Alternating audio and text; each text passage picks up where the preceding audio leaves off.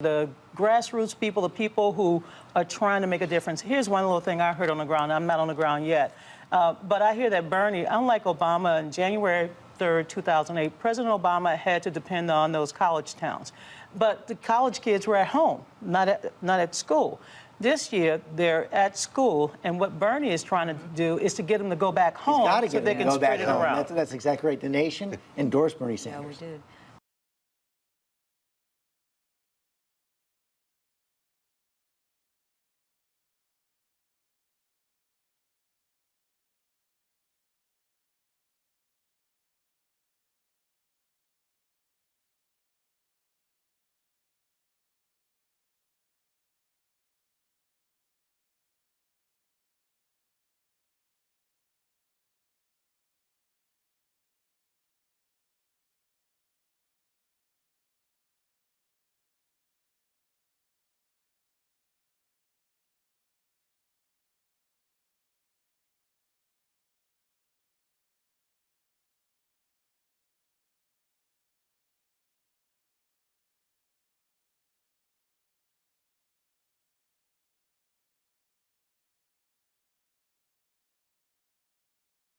I want to go to Leanne Walters.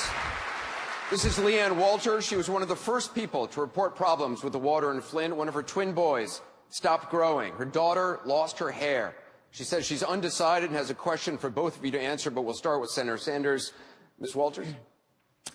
After my family, the city of Flint, and the children in D.C. were poisoned by lead, will you make a personal promise to me right now that as president in your first 100 days in office, you will make it a requirement that all public water systems must remove all lead service lines throughout the entire United States and notification made to the citizens that have set service lines? I will make a personal promise to you that the EPA and the EPA director that I appoint will make sure that every water system in the United States of America is tested and that the people of those communities know the quality of the water that they are drinking, and that we are going to have a plan to rebuild water systems in this country that are unsafe for drinking. Let me just point out, for accuracy's sake, there are 10 million lead service pipes delivering water to people all across this country tonight. Secretary Clinton? Well, I agree completely. I want to go further, though. I want us to have an absolute commitment to getting rid of lead wherever it is, because it's not only in water systems, it's also in soil, and it's in lead paint that is found mostly in older homes. That's why 500,000 children today have lead in their bodies. So I want to do exactly what you said. We will commit to a priority to change the water systems, and we will commit within 5 years to remove lead from everywhere. We were making progress on this in the 1990s.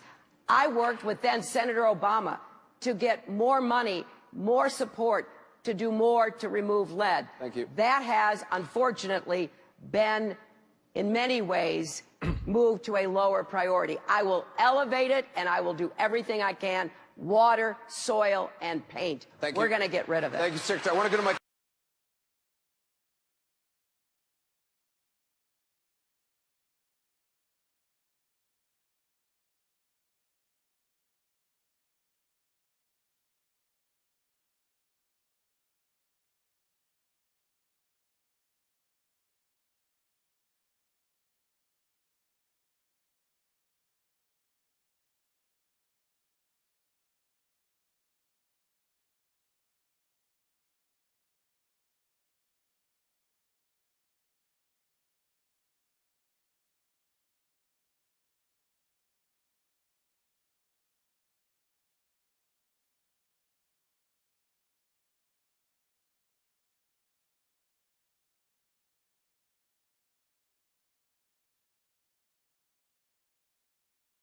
Secretary Clinton, since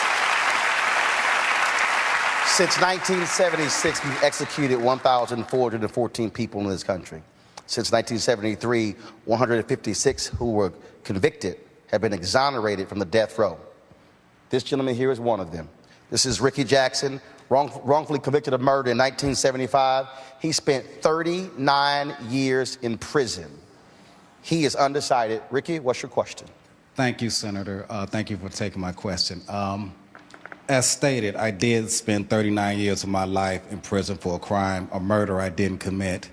And it was only through the heroic efforts of the Ohio Innocence Project at the University of Cincinnati that I was ultimately exonerated and am able to stand before you today.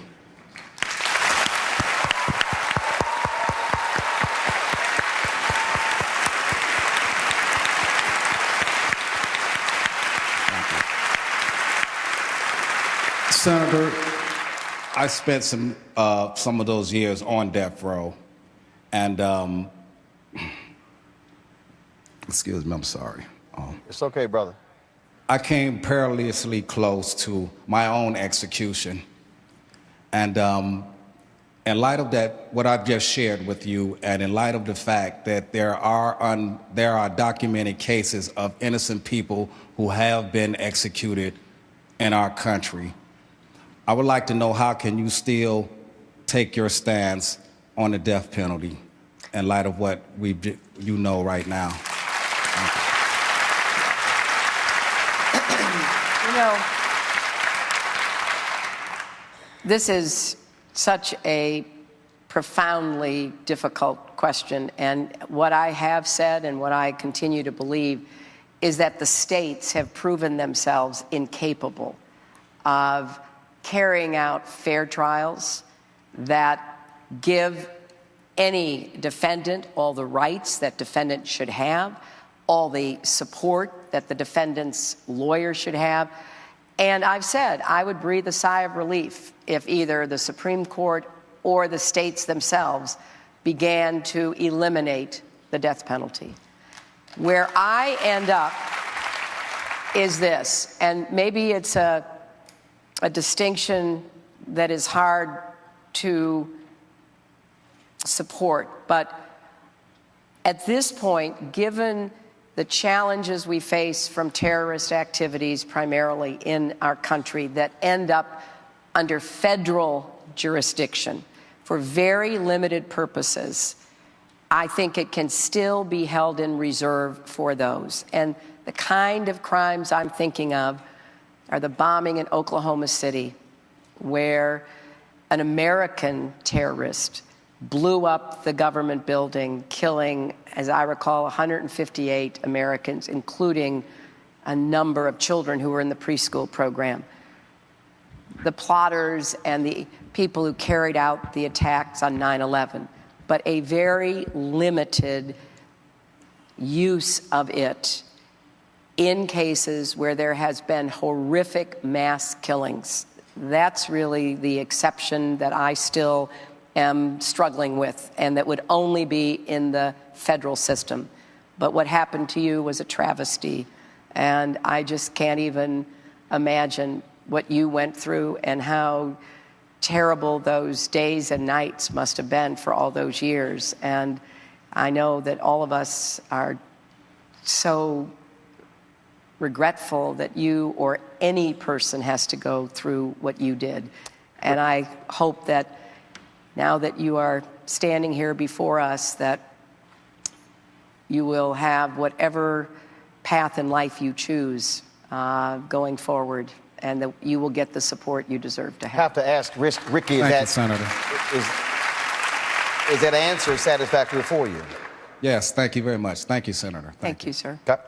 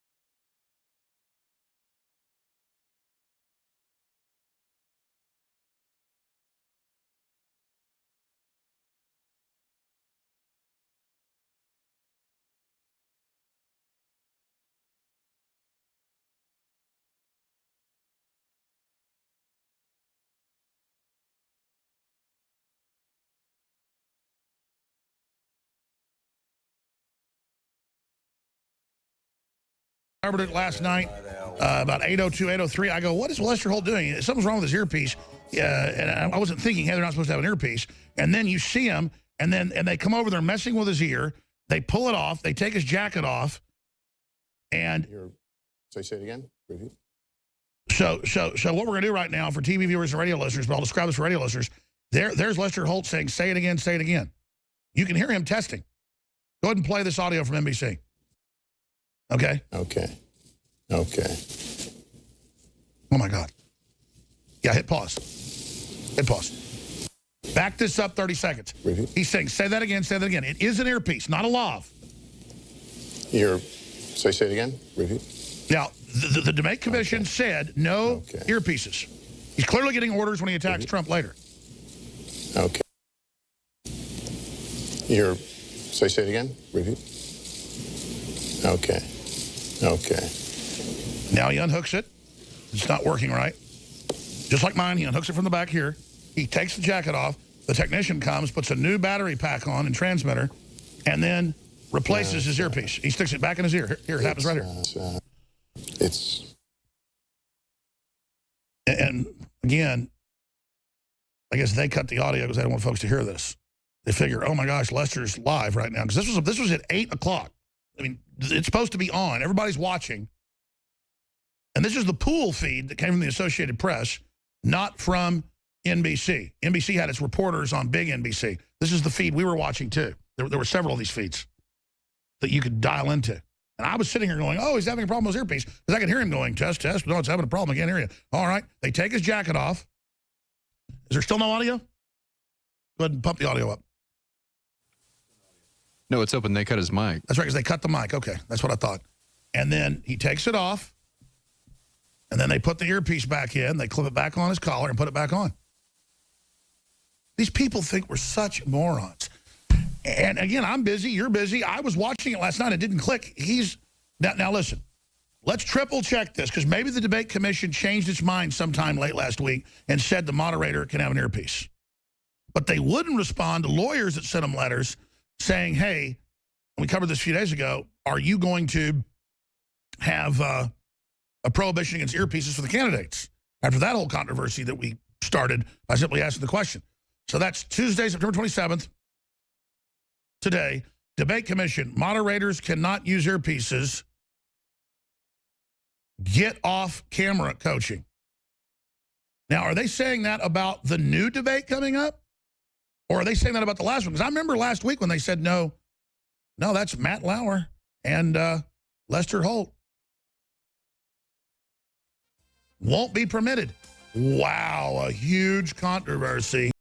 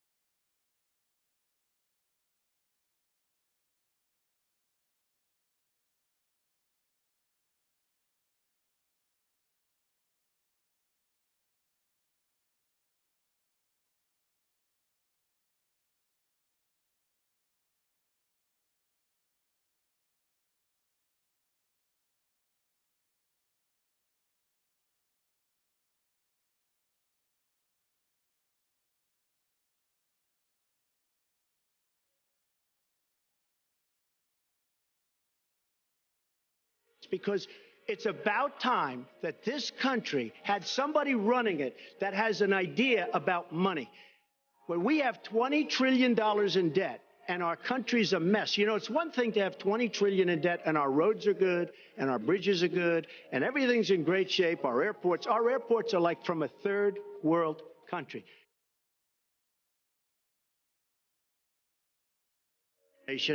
And we have a country that needs new roads, new tunnels, new bridges, new airports, new schools, new hospitals. And we don't have the money because it's been squandered on so many of your ideas. Let you And respond, maybe and we'll move to our because next. you haven't paid any federal income tax for a lot of years. And the other thing I think is important. It would be squandered too, believe me.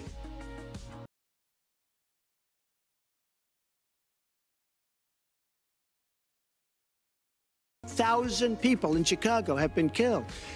We have to bring back law and order. Now, whether or not in a place like Chicago you do stop and frisk, which worked very well, Mayor Giuliani is here, it worked very well in New York, it brought the crime rate way down.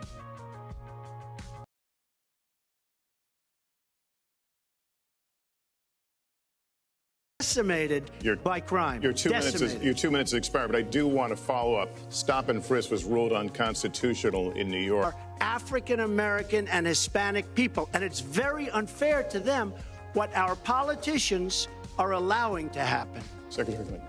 Well, I've heard Donald say this at his rallies, and it's really unfortunate that he paints such a dire negative picture of black communities in our country.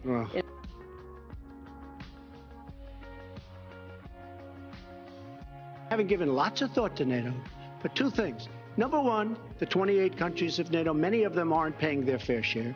Number two, and that bothers me because we should be, yes, we're defending them and they should at least be paying us what they're supposed to be paying by treaty and contract.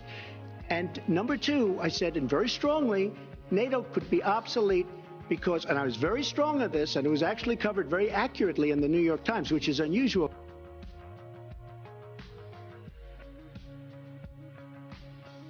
And believe me, you were the ones that took out the troops. Not only that, you named the day. They couldn't believe it. They sat back probably and said, I can't believe it. They said, no, wait a minute. We've covered when they formed, this is something that never should have happened. It should have never happened. Now, you're talking about taking out ISIS, but you were there and you were Secretary of State when it was a little infant. Now it's in over 30 countries.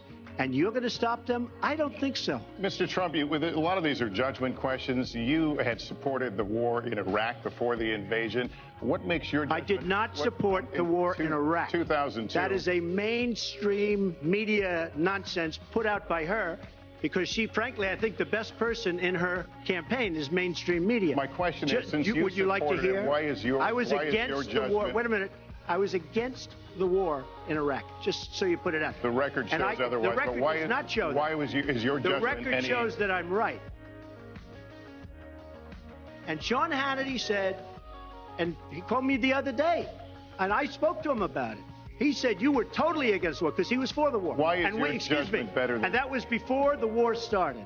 Sean Hannity said very strongly to me and other people, he's willing to say, but nobody wants to call him, I was against the war. He said, you used to have fights with me because Sean was in favor of the war. And I understand that side also, not very much because we should have never been there.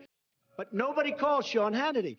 And then they did an article in a major magazine shortly after the war started, I think in 2004, but they did an article which had me totally against the war in Iraq. Said it's a terrible and a stupid thing. It's going to destabilize the Middle East, and that's exactly what it's done. It's been a disaster. My reference was to what you had said in 2002, and my question was, why is your judgment any different than Mrs. Clinton? Well, I have much better judgment than she does. There's no question about that. I also have a much better temperament than she has. You know, I have a much better. She spent, let me tell you, she spent hundreds of millions of dollars on an advertising. You know, they get Madison Avenue into a room, they put names. Oh, temperament, let's go after. I think my strongest asset, maybe by far, is my temperament. I have a winning temperament. I know how to win. She does not know how to win. Clinton. Wait, the AFL-CIO the other day, behind the blue screen, I don't know who you were talking to, Secretary Clinton, but you were totally out of control. I said, there's a person with a temperament that's got a problem. Secretary Clinton. Woo, okay. Let's talk about two important issues that were briefly mentioned by Donald. First, NATO. You know, NATO as a military alliance has something called Article 5, and basically it says this: an attack on one is an attack on all. And do you know the only time it's ever been invoked? After 9/11.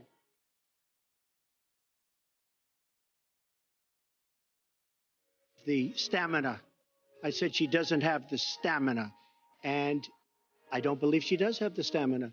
To be president of this country, you need tremendous stamina. The quote was, You I have, just don't think she has wait a minute, unless you presidential asked me a look. question. Did you ask me a question? You have to be able to negotiate our trade deals. You have to be able to negotiate, that's right, with Japan, with Saudi Arabia. I mean, can you imagine we're defending Saudi Arabia, and with all of the money they have, we're defending them and they're not paying? All you have to do is speak to them.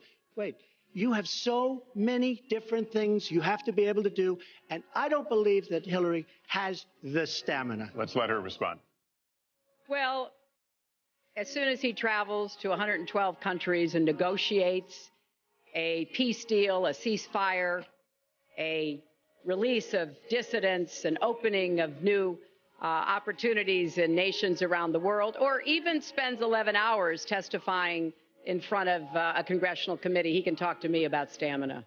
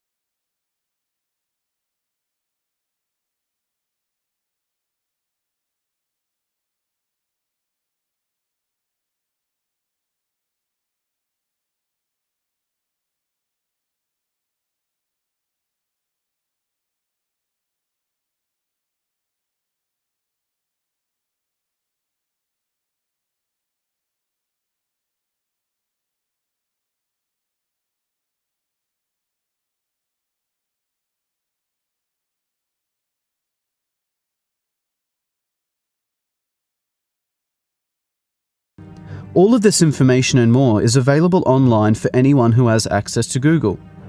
Anyway, here is an unbelievable story of infiltration unfolding before our eyes, and the most important aspect of this election that you definitely won't see on CNN. There are four main players in this: Hillary Clinton, Huma Abedin, Abdullah Omar Nassif, and Saudi Arabia. Huma was born in the USA. Then when she was 2 years old, her family moved to Saudi Arabia. They lived in Saudi Arabia for 16 years. Huma returned to the USA when she was 18 to study at George Washington University. Only after 2 years in the country, she became an intern for Hillary Clinton, and soon after started working full-time. Also in 1996, Huma was working at her family business, a journal by the Institute of Muslim Minority Affairs. The Abedin's family business is owned by the Muslim World League, Saudi Arabia's global organization that promotes violent Wahhabi Islam. They even share an office at 46 Goodge Street, London. Saliha Abedin, Huma's mother, and Hassan Abedin, Huma's brother, currently work there still. Abdullah Omar Nassif is one of the founders of the Muslim World League and served as vice president of the Saudi Kingdom Shura Council. He created Huma's family business along with her father. He also funded Al-Qaeda and Osama bin Laden, as did Saudi Arabia for many years. His organization was declared guilty of funding Al-Qaeda terrorism by the USA State Department.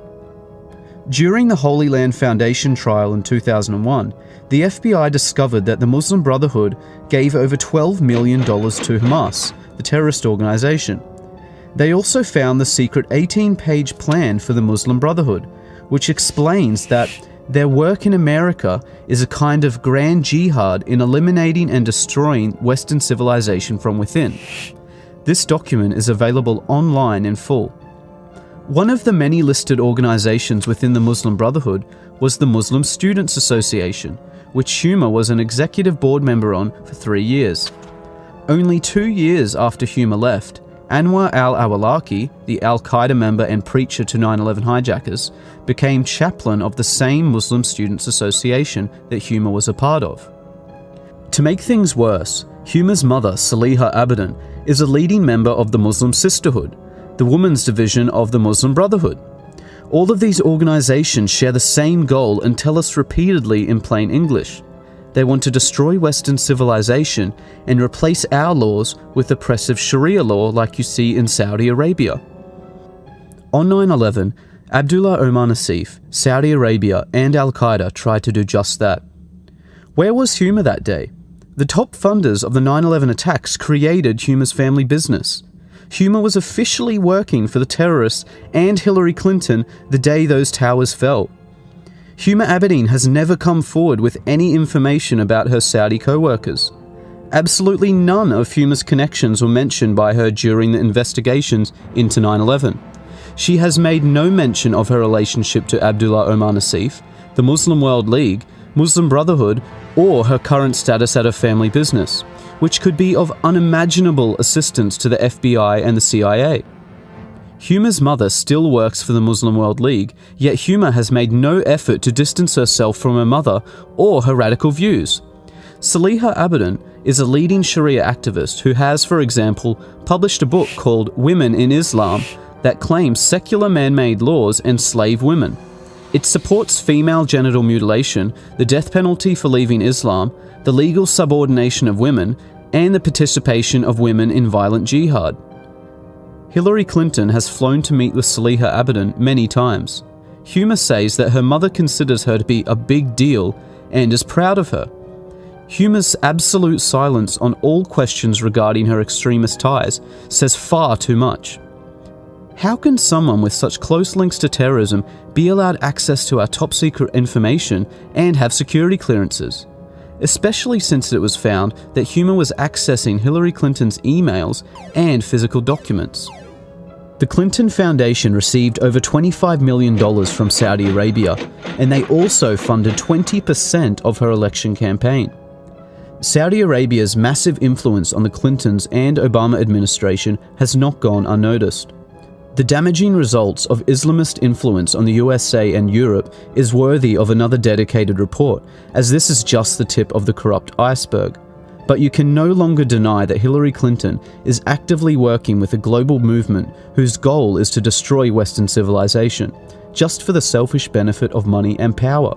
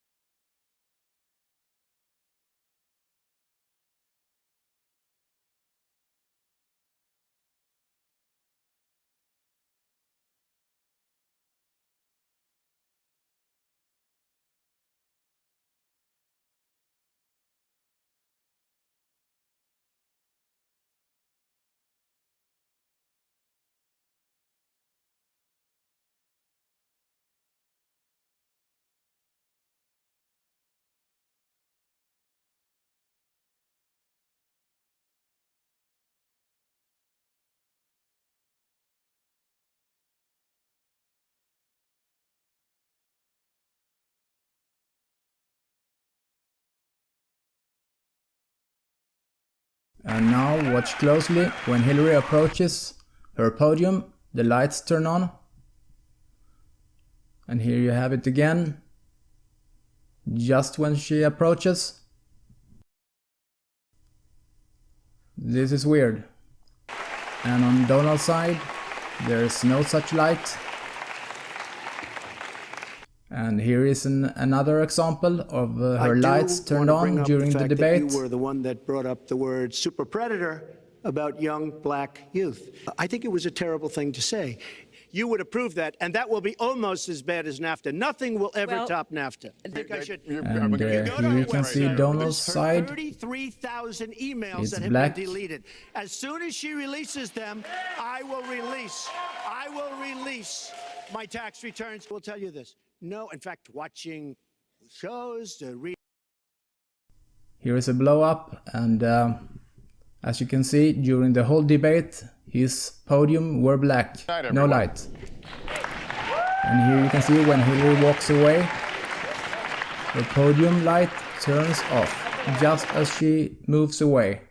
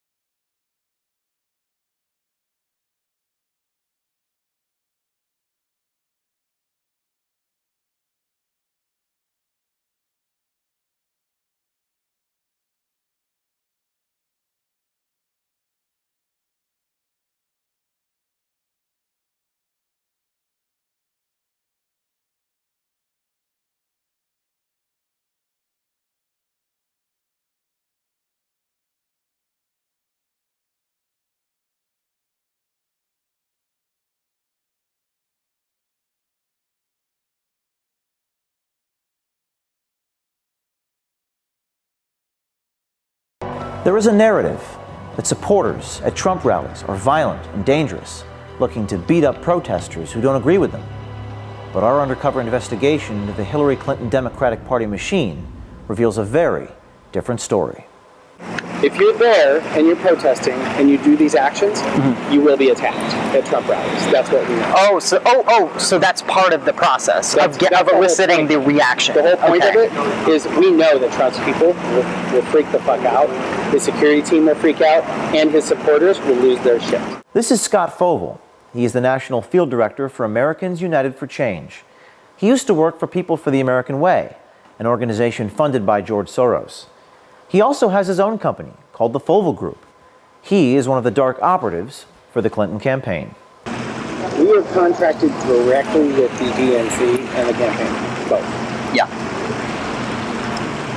I am contracted to him, but I answer to the head of special events for the DNC and the head of the special events and political for the campaign. The campaign pays DNC, DNC pays Democracy Partners pays the Fovel Group goes Scott and executes Fovel the is shit on it. Kramer's attack dog. Fovel and his people train the agitators to go to Trump rallies, and nothing is left to chance. There's a script. Oh, there is a script. There's a script. Okay. There's a script of engagement. Sometimes the crazies bite, and sometimes the crazies don't bite. They're starting confrontations in the line, right? They're not starting confrontations The volunteers. in the rally, because once they're inside the rally, they're under Secret Service's control. When they're outside the rally, They're more affected out.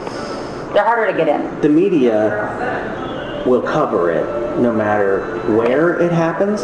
I assume it's always in the rally. Initiating the conflict by having leading conversations with people who are naturally psychotic. Right. Okay, I mean, honestly, it is not hard to get some of these assholes to pop off. Right. It's a matter of showing up to want to get into the rally in a Planned Parenthood t-shirt. Or, you know, Trump is a Nazi, you know, you can message to draw them out and draw them to punch you. Fovel boasts about the extent of his network of operatives. So here, you have a schedule of events. We update this on an ongoing, rolling basis every morning. Those are all the Trump appearances. These are all the Trump and Pence appearances. Tomorrow, for instance, we are turning out 500 people in front of the Trump International in D.C. We have to have people prepared to go wherever these events are, which means we have to have a central kind of agitator training. Yep. You know, we have a built-in group of people in New York who do this. Okay. We have a built-in group of people in D.C. who do this. I was going to say, are they localized? We have a group of people in Vegas. We have a group of people in Colorado. We have a group of people in Minneapolis. So I'm basically Deputy Rapid Response Director for the DNC for all things Trump on the ground. This guy is Aaron Black. He works full-time for Kramer at Democracy Partners. He directs the spontaneous protests at Trump and Pence events. His real name is actually Aaron Minter. We don't know why he uses the name Black. Nobody's really supposed to know about me. So the Chicago protest, when they shut all that was us. It was more him than me, but none of this is supposed to come back to us because we want it coming from people. We don't want it to come from the party. So if we do a protest and it's DNC protest, it's right away the press is going to say partisan. But if I'm in there coordinating with all the groups on the ground and sort of playing field general, but they're the ones talking to the cameras, then it's actually people. But if we send out press advisories with DNC on them and Clinton campaign, it doesn't have the same effect. We have to be really careful because what we don't need is for it to show up on CNN that the DNC paid for X people to. That's not going to happen.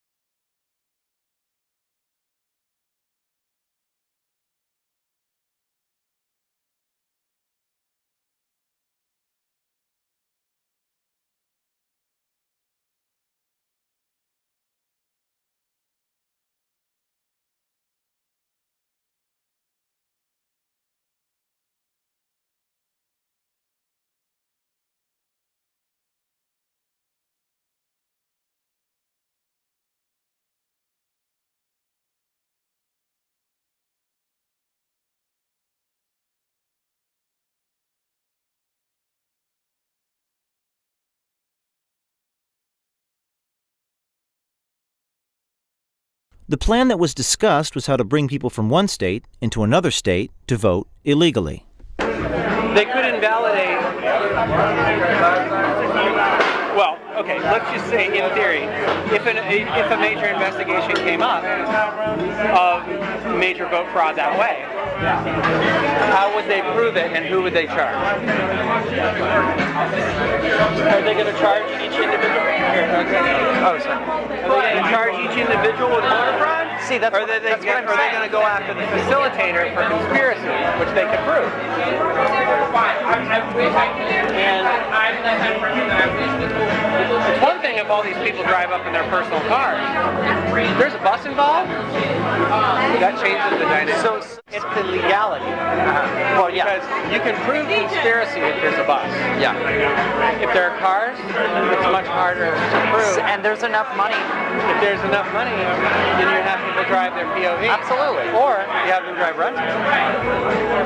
Yeah, with Wisconsin license plates. Absolutely. Well, you can't have them with Wisconsin license plates because rentals here, most of them don't have Wisconsin license plates. Oh. But there's these things called used car auctions. Used car auctions, the titles belong to some unknown company. They're company cars. And you know, these are multiple employers. These are not all one employer. Use shell companies. Yeah. Cars come from one company, the paychecks come from another. There's no bus involved, so you can't prove that it's en masse. There you go. So it doesn't tip people off. There you go. That's what I'm saying. See, okay, yeah. So now I'm starting to see that. Yeah. Okay. Yeah. When I do this, I think as an investigator first. Good. Yeah. Work backwards. Yes. Yeah, that's great. I used to do the investigation. Yeah. A different method. I think backwards from how they would prosecute if they could, and then try to build out the method to avoid that. So, okay, so you're saying shell companies, you're saying the car... if the car has a Wisconsin license plate and is owned by a third entity, then it's much harder to prove that these people drove in from out of state. There's no bus involved, so you can't prove conspiracy. And they would have to be looking for them in the first place. Oh, a bus is something that you're not. Yeah. That you're not looking for, or that you are looking for. Yeah. One of the things that Steve was talking to Scott about, that he passed on to me, and I think it's one of the reasons why I got in touch with you. He envisioned, you know, what do you need to be able to vote in some of these new voter? What do you really need? Right. Okay. What makes you a citizen? Yeah. And if you look at that checklist, it's an ID card of any kind that shows you who you are. Right. And a pay stub that shows you're getting paid at a local address someplace. I mean, to get registered.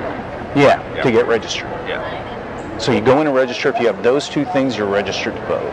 Yeah. So if you, let's say I had a business inside of, say, Illinois or Michigan, and I hired people, and I had addresses for them, I could write them checks for those. I could use them as day laborers or whatever, and use them and find my way around the voter registration laws for Hispanics. That's one thing. I'm actually, that idea, when he gave it to me, I was like, that sounds like something we could register huge numbers of people that way. Well, that kind of thing kind of stuck in my craw when he mentioned it to me. All right, let me, on that front, I'm going to write down these options. Let me see if I can chat with the people who are most involved in Hispanic voter registration. Okay.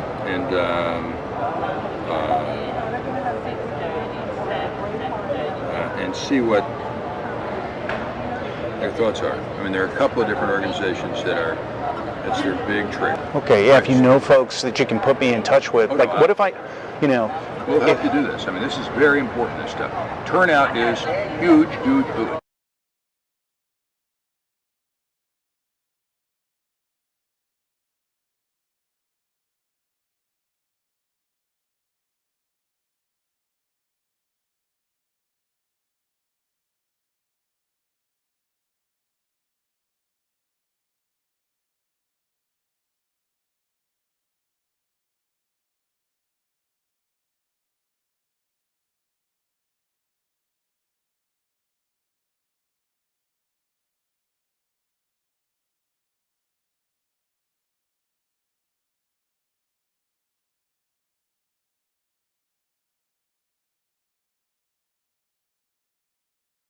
It was earlier this year when people in Donald Duck costumes started showing up at Trump events across the country.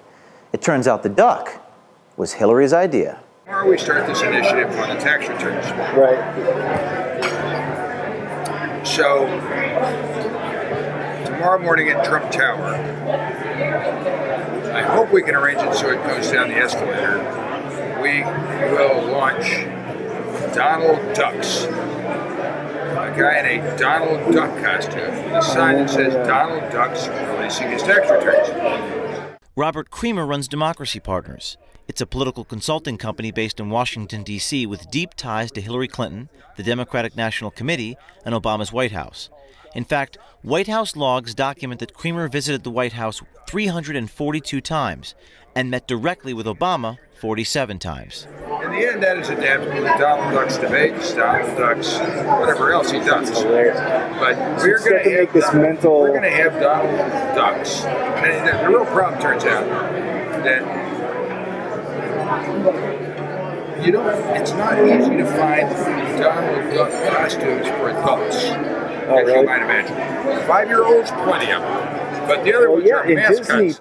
We did Donald Ducks in May. Brad Woodhouse is president of Americans United for Change. After our first video, Woodhouse fired Scott Fovel, his national field director. We put out a whole blast and a release around the idea that he was, using his name. Right. We was on taxes at that point because this thing's come up repeatedly, and the key here is to have the visual and to have the costume and have the signs. We got so much shit for that blast that reporters thought it was silly and I do think they're probably still being shot. The reporters probably still think it's silly. But you know what? We ain't talking to reporters. They're covering it. We're talking to voters. Actually, the response to the reporters this morning was they loved it. Originally, we were going to do a project. We were going to do Uncle Sam, I Want You, give us your tax returns. I agree it's not as good. Been done, yeah. I agree it's not as good. It's much easier to execute. The guy who had done this other Chicken George thing had this other idea, and in the end, it was the candidate, Hillary Clinton, the future president of the United States, who wanted ducks on the ground. So by God, we will give ducks on the ground. So it's... Wow. Don't repeat that to me. Okay. And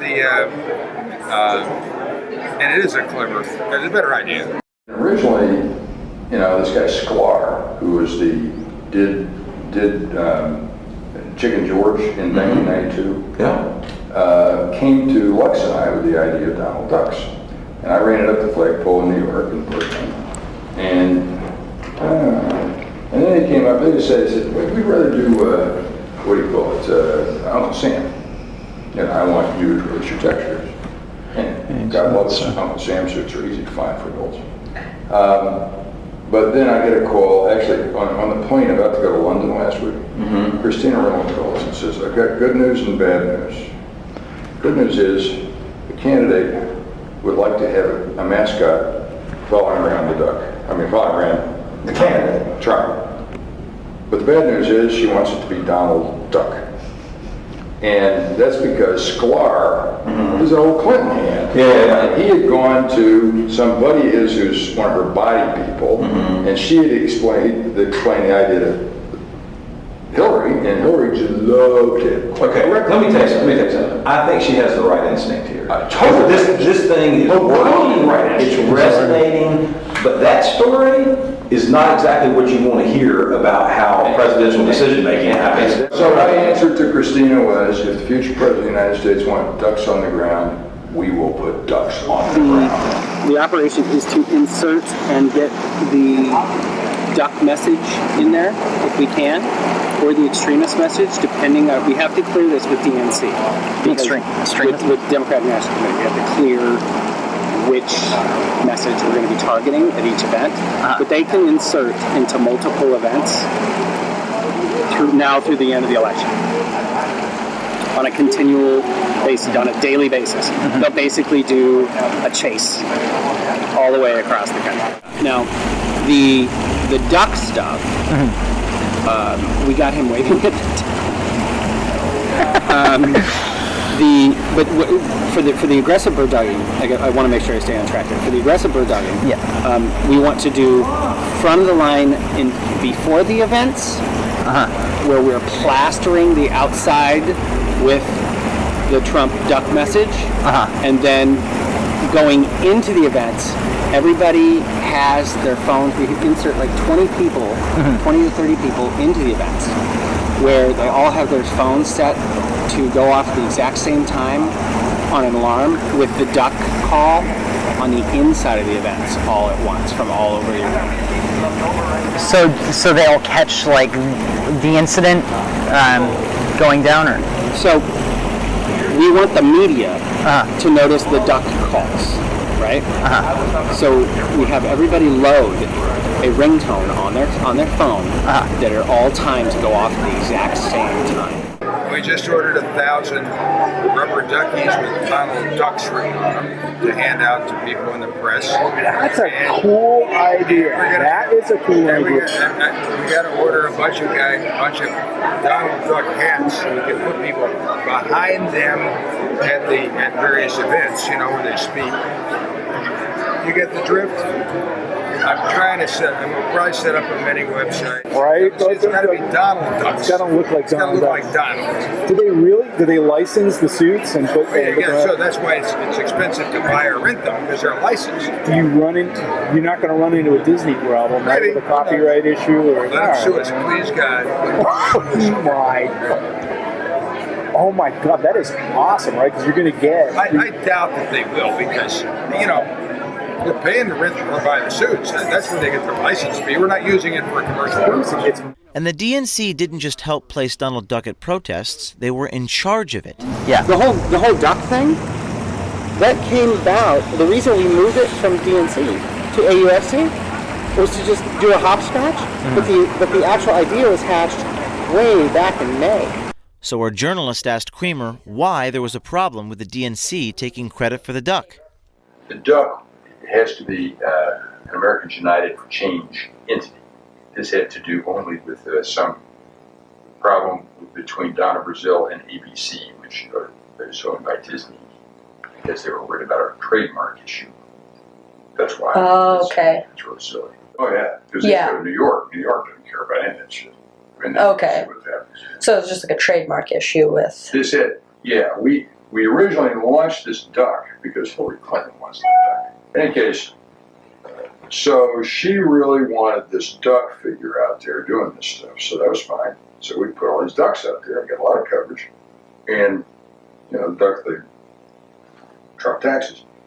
And then ABC, they say, Disney went crazy because they thought our original slogan was Donald Ducks his tax paying, releasing his tax returns. They said it was a trademark. It's not. But anyway, Donna Brazil had, had a kind of a connection with it. She wanted to get sued, so on. So we switched the ownership of the duck to Americans United for Change, which, and now our signs say Trump Ducks releasing his tax returns, and we had any more trouble.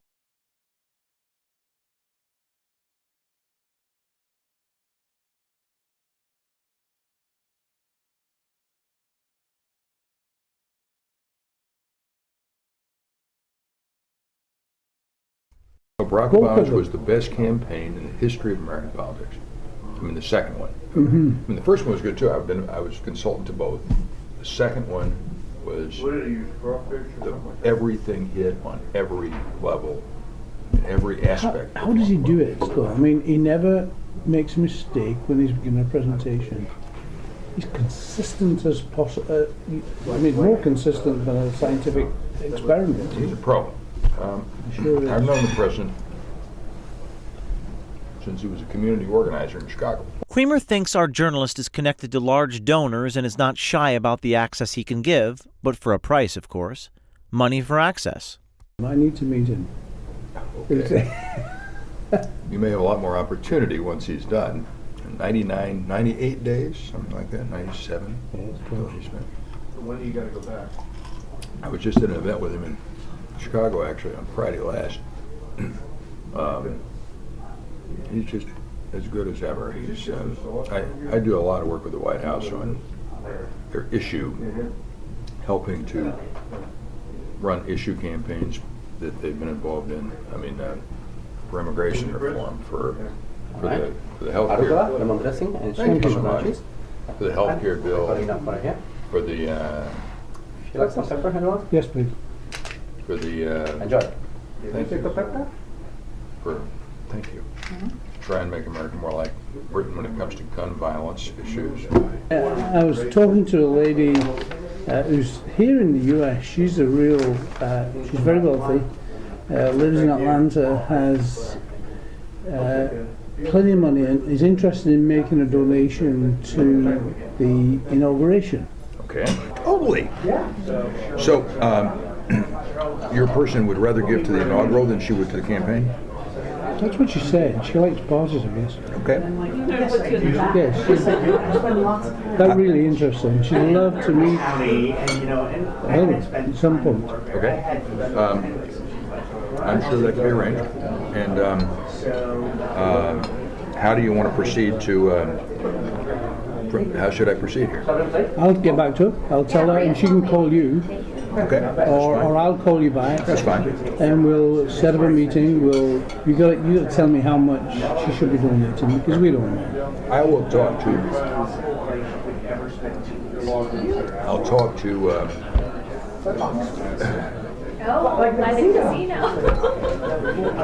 talk to somebody in the campaign and find out the best fundraising place to interface. I mean,